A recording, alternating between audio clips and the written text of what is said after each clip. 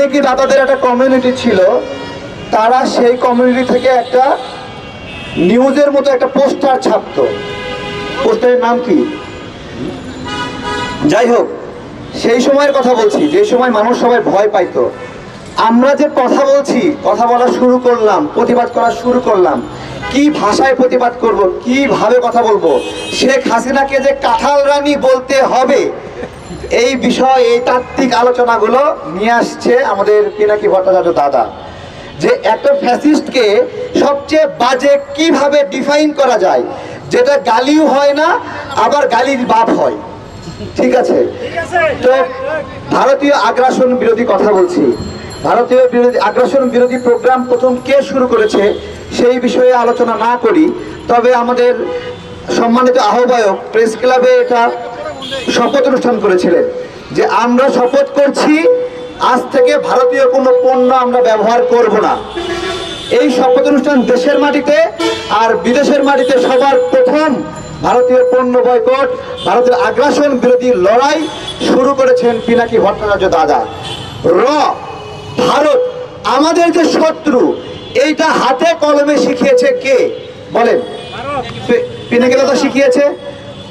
কে যে শত্রু মনে করতে হবে, যে আমাদের মানচিত্রের জন্য হুমকি, ভারত যে মানচিত্রের জন্য হুমকি, সেভেন সিস্টার আমাদের পার্শ্ববর্তী ভারতের যে অঙ্গরাজ্যগুলো আছে সেগুলো যে স্বাধীন হওয়া প্রয়োজন, বাংলাদেশের নাগরিকদেরকে প্রস্তুত করা সংগ্রামের জন্য, সেই সংগ্রামী বীজ বপনের যে বীজতলা প্রস্তুতকরণ সেটা করেছেন পিনাকি ভট্টাচার্য।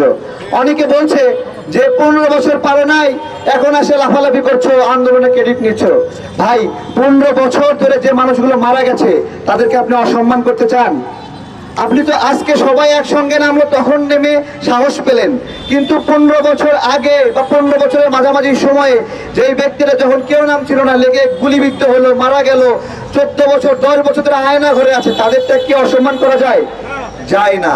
আন্দোলন একটা চলমান শিক্ষা প্রক্রিয়া, যেই শিক্ষা প্রক্রিয়ায় জনগণরা শিখতে থাকে এবং সেই যে জনগণ যে বঞ্চিত হচ্ছে, সেই বঞ্চিত হওয়ার জন্য যে ক্ষোভ, এই ক্ষোভ যে পুঞ্জীবিত হওয়ার একটা বিস্ফোরণ প্রক্রিয়া, সেই বিস্ফোরণ প্রক্রিয়া, সেই বারুদ একত্রিতকরণের কাজটা করেছেন পিনাকি ভট্টাচার্য দাদা।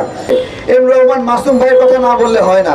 আর ইলিয়াস ভাই হলো পুরান খেলোয়াড়, সেই যখন কোনো সাংবাদিক সাহস পাইতো না তখন ভোট চোরদেরকে ভোট চোরের মাঝে দাবরানি দিয়ে বেড়াইছেন।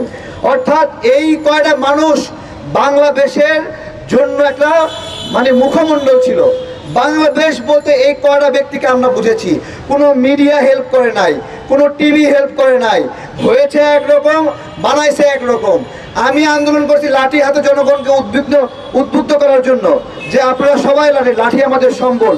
আমি করছি উজ্জীবিত, আমাকে বানাচ্ছে যে আমি উস্কানি দিচ্ছি। হ্যাঁ, আমি উস্কানি দিয়েছি, হাসিনা পতনের জন্য উস্কানি দিয়েছি, এবং এমনভাবে উপস্থাপন করেছে যে আমরা জঙ্গি। সেই সময়টাতে আমাদেরকে আবার কিভাবে আমাদের এই আন্দোলন যে একটা জঙ্গি আন্দোলন না, সহিংস আন্দোলন না, এটাকে কিভাবে গাইড করা যায় সেই কাজগুলো ওনারা করেছেন। শুধু তাই না, এই যে অমুক থানায় মামলা নিচ্ছে না, একটা ছাত্র নেতা পোস্ট দিলে কতজন মানুষ দেখে? 100, 200, 500 মানুষ দেখে। কিন্তু পিনাকি দাদা সবাইকে পোস্ট দিয়ে বলে দিচ্ছেন যে আপনারা সবাই লালবাগ থানায় যান, সঙ্গে সঙ্গে সেখানে শত শত মানুষ চলে গেছে। যে পুলিশ ধরলে 10 ঘা আর পিনাকি দাদা ধরলে জয় বাংলা। কি বলে তো? পুলিশ ধরলে 10 ঘা আর পিনাকি দাদা ধরলে জয় বাংলা, এবং কাঁঠাল রানীকে জয় বাংলা করে ভারতে পাঠিয়ে দিয়েছেন। যাই হোক, পিনাকি দাদার কথা যদি বলি, আমরা আন্দোলনের ভাষা কারো না কারো কাছ থেকে তো শিখি, তাই না? আমি শিখি একজনের কাছ থেকে, আরেকটা বই থেকে, আরেকটা বই থেকে, এভাবে আমরা শিখতে থাকি। শেখ হাসিনা 2018 আগে এমন একটা রিজিম তৈরি করেছিল 14 পরে, যে মানুষ ফেসবুকে একটা লিখতেও ভয় পাইতো, কথা বললেও ভয় পাইতো। সেই সময় অর্থাৎ মাঝে মাঝে মনে হয় যে পিনাকি দাদা না থেকেও বাংলাদেশে ওনার ছায়া সর্বত্র একটা বিরাজ করছে, যে ছায়া উনি ধীরে ধীরে ধীরে ধীরে মানুষের ভালোবাসা মায়া মমতায় চায়ের দোকান টিভি সেন্টার সব জায়গায় মানুষ বসে আড্ডা দিচ্ছে, পিনাকি দাদার ভিডিও একটা ছাড়িয়ে দিয়ে রেখেছে। এই যে ভালোবাসা, এই যে মমতা, যেটা ওনার একটা আন্দোলন সংগ্রামে গড়ে উঠছে, আমরা মনে করি দাদাকে এখনই দেখেন, এখন থেকে 2 বছর পরে 1 বছর পরে এই আন্দোলনের রেশ আর থাকবে না, মানুষের অনুভূতি খুব দ্রুত মরে যায়, তখন পিনাকি দাদা আস্তে আস্তে হয়তো তাকে অনেকে কেউ উদযাপনও করবে না। আমরা চাই এই উদযাপন পিনাকি দাদা ছাড়া মিথ্যা, এবং আমরা ওনাকে এখনই চাই, সাইফুর রহমান সাগর ভাইকে চাই, তারপরে ইলিয়াস ভাইকে চাই, জ্যাকব মিল্টন ভাইকে চাই, এম রহমান মাসুম ভাইদেরকে চাই, না তারপর কনক সারোয়ার ভাইকে চাই, দেলোয়ার ভাইকে চাই, সকল সংগ্রামী আমাদের অনেক প্রবাসী বিদেশে বসে বসে গান লিখেছেন, সুন্দর কবিতা লিখেছেন, দেশে আসতে পারেন নাই, দেশের জন্য তারা অনেকে বলে পালিয়ে গেছে।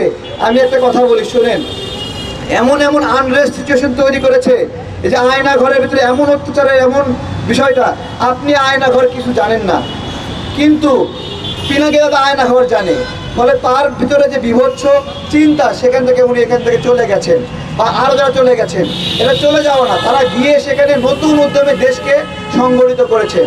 সুতরাং অনেকে এটাকে অসম্মান করে পালিয়েও বলেছে যে পালিয়ে গেছে, পালায়নি, তারা বিদেশে থেকে কিভাবে সংগঠিত করেছে। 71 সালে যারা বিদেশে ছিল, যে সকল প্রবাসী ভাইয়েরা, তারা কি করলো, তারা বাংলাদেশের জন্য কনসার্ট ফর বাংলাদেশ আয়োজন করলো, একটা গানের মধ্য দিয়ে বাংলাদেশের মুক্তিযুদ্ধের জন্য অর্থায়ন শুরু করে দিল।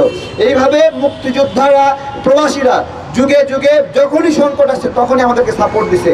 এই সময়েও কতজন প্রবাসী, সম্ভবত দুবাইয়ে 60 জনের উপরে প্রবাসী। তারপরে হলো এখন দাদা পোস্ট করেছে 2 বছর পরে উনি দেশে আসবে। বাস্তবতা আমি আপনাদেরকে বলি, দাদার কাছে বাংলাদেশি পাসপোর্ট সম্ভবত এই মুহূর্তে নাই, তাহলে উনি আসবে কিভাবে?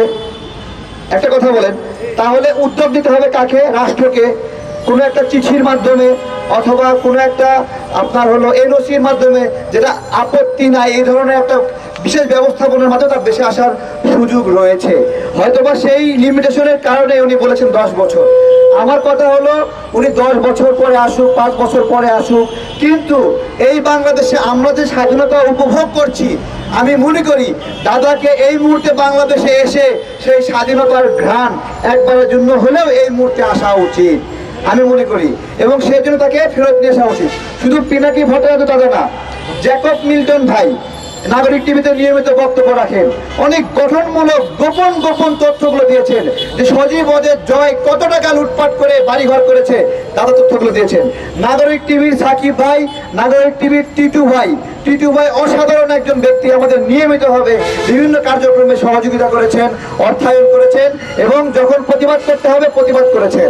সাইফুর সাগর ভাই, ফেস দ্য পিপুল, উনি এই সময়ে বাংলাদেশকে যখন ব্ল্যাক আউট করলো, উনি এই পুরা বিষয়টাকে বিভিন্ন ভিডিও সারা বিশ্বকে জানানোর যে বিষয়টি, উনি পিনাকি দাদা, নাগরিক টিভি, তারা অত্যন্ত ভালোভাবে করেছে।